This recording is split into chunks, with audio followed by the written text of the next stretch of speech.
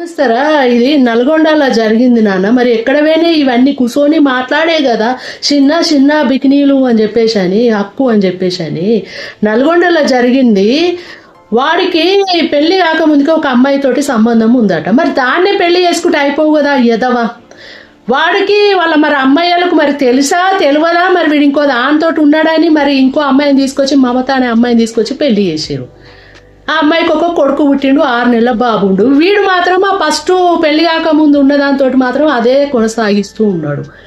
ఇద్దరు ఈ పిల్ల అడ్డం ఉన్నదని చెప్పేసి అని, భార్య ఊక పంచాయతీ పెట్టుకుంటుంది ఆమెతోటి ఉండొద్దని చెప్పేసి అని, వీళ్ళిద్దరు ఈ ఉంచుకున్నది వీడు భర్త ఇద్దరు కలిసి ఆ అమ్మాయి మీద పెట్రోల్ పోసి కాల్ చేసారు. ఆ అమ్మాయి బాబు ఉన్నాడట. అమ్మాయి ఒళ్ళో వాడికి ఎట్లా ధరించింది దానికి వాడికి. ఆ బాబు అట్లనే ఆ పెట్రోల్ పోసి ఆ బాబు కూడా కాలిపోయిండు. ఆ అబ్బాయి ఆ చిన్న బాబు 6 నెలల బాబు 80% కాలిండు. ఆమె చనిపోయింది పాపం. ఎంత అన్యాయము.